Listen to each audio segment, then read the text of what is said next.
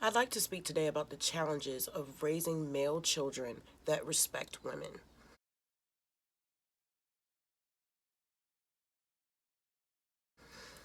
Now, with my situation, I believe it was a little bit more complicated.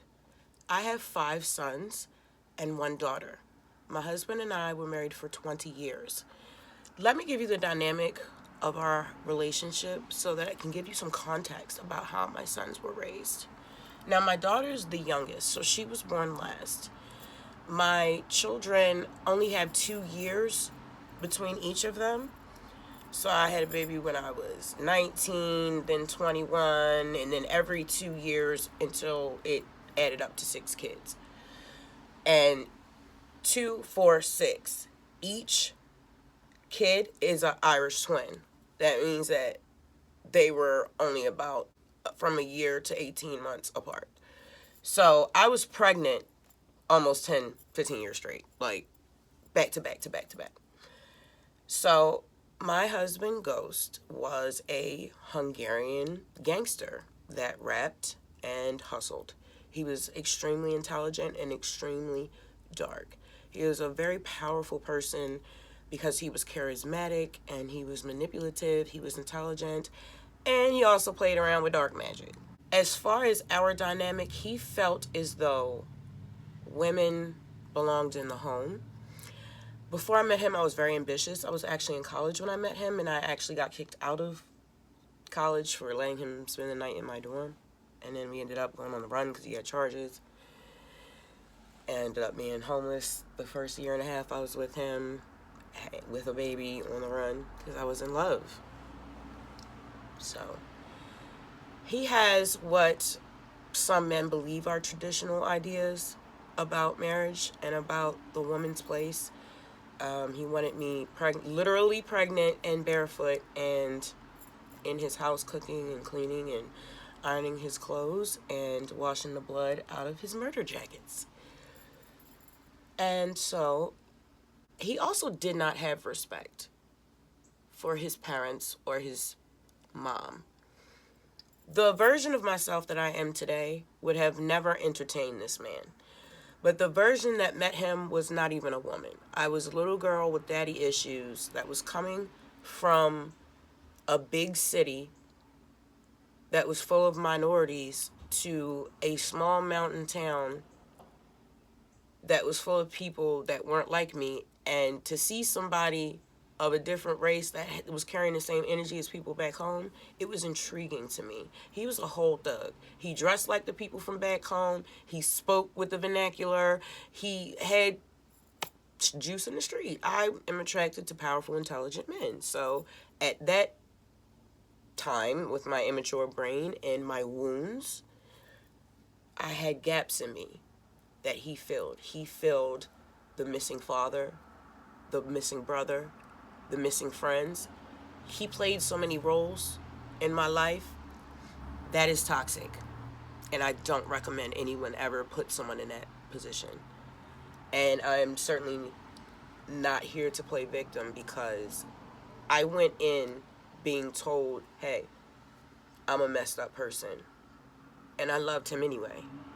I do believe that he was my soulmate, and I don't regret having him in my life.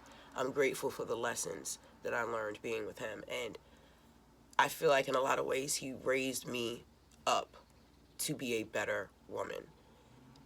He showed me that I had magic in me. He showed me that I was beautiful because of my features. And it's ironic because he's whole ass white, making me feel beautiful about the things that my own people had clowned me for my whole life. So I am grateful to him in spite of the damage because we both damaged each other. And I must be fair to say this. But he had no respect for his mother. And he would talk back to her and like cuss her and things like that. But I wouldn't know that until years later and after we were already married. But I never saw him instill in his sons that they needed to respect women. He never showed respect to women. He did not show me support. And he had a sense of entitlement when it came to my time, my attention, and my affection. Nothing I did was good enough. If I made dinner, it always needed salt or hot sauce, or it needed to be served a certain way, or just, I see a lot of his behaviors in his children because they were in the background watching these things.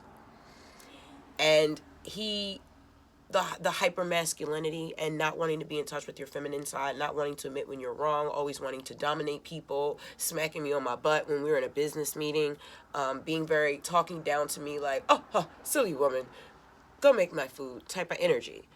And I saw that in a lot of my sons. And now I'm having to train them out of that. And had I not done things like clean their room before they became responsible enough to keep it clean to my standards, and this is also back when they had just come back home and my family was going through a traumatic experience. And when you have a mental health condition and you're going through something, you're not thinking about keeping your room clean. Your environment represents what's going on inside of you. Had I not cleaned their room, made them food, had they not seen me stay off of drugs and be disrespected and go through a divorce and be embarrassed out in public with what their dad was doing when we got a divorce, and still carry myself respectfully. They saw me working a full-time job and then coming home and still cooking them dinner and spending time with them. They saw me homeschooling their siblings when they weren't acting right in school. They saw me having to deal with all of these things, and it made them respect me enough to listen when I spoke to them about their behaviors. And it took time. I'm going to make a separate video about the challenges that we faced from my perspective and from theirs when they came home trying to reintegrate the family. Because it's very hard to discipline someone when you've got a history of being a junkie and an absent mom. So I have had to teach my children how to respect women through their love for me and through the fact that I've had to show them a different side of women. And it hasn't been easy. I've had to reach out and get outside help by reaching out to case managers and therapists for the kids so that they have strong male representation in their life that can help them develop as a man. Men do not think like women. So, as well-rounded and as balanced as my masculine and feminine energies are, I cannot teach my son to be a man. I cannot teach him to think like a man. I can only teach him how to treat women from a woman's perspective and be good to the world and develop his intelligence and strengthen his body. But to teach him how to treat a woman from a man's perspective, I don't know how to do that. My son teaches me about how men think, and I value him. He's definitely my right hand. All of them, the males, and my daughter, my left. I love the way everyone thinks differently, and we all learn from each other. But the power struggles in my family have been very challenging. The males in my family are very domineering. And I had to teach them that love is an action. And if you love me, you've got to listen. Communication is so important in our relationship. And the biggest part of communication is listening. It's not talking. And a lot of communication is nonverbal. Over 60% of it. I had to teach them how to read someone's body language and eyes. And also how to teach them not to give away how they feel by how they hold their body. Because that can prevent someone from being open with them. I've had to teach them to listen from their heart and not their ears and not their logic. From their heart first. Then use logic to make your decision about how you will respond. But you have to come from a place of love or you're going to be overbearing. I've had to set very firm boundaries, and that's been what has saved our relationship. Too many times I expected them to know things that I never told them about how what they do affects me and the world. They don't know because I haven't told them.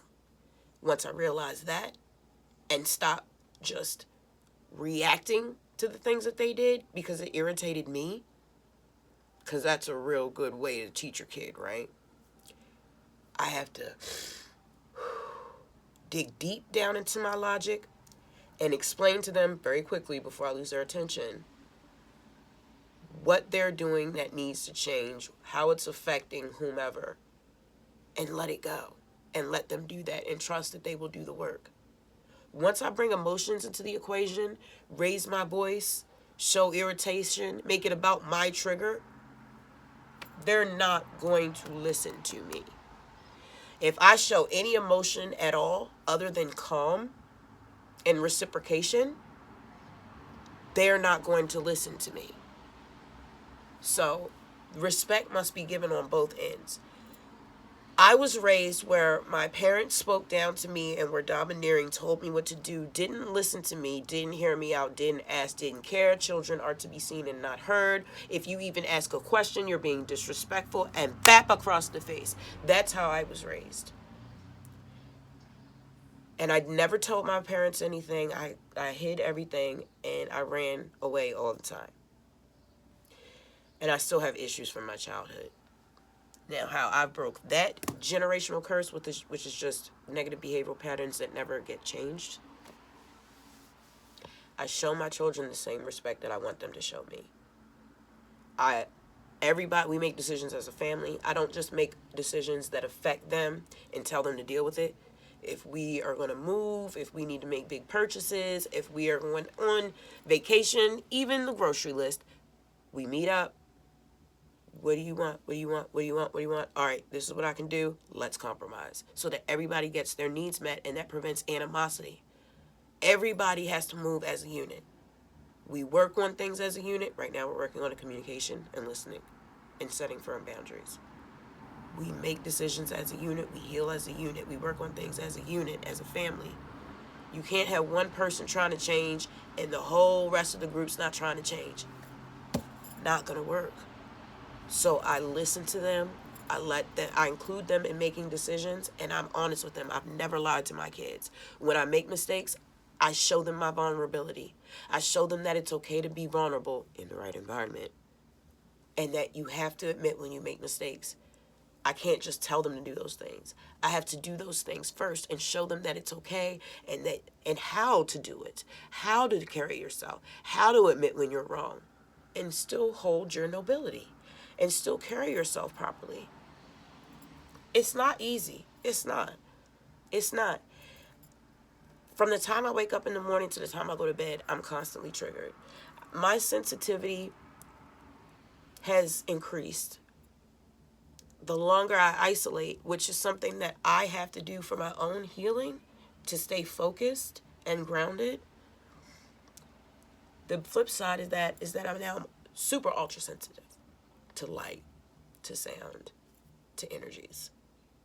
It's a gift that comes with a lot of responsibility. It's like a gift and a curse. It ain't a curse, but it's a gift, it's a curse, whatever.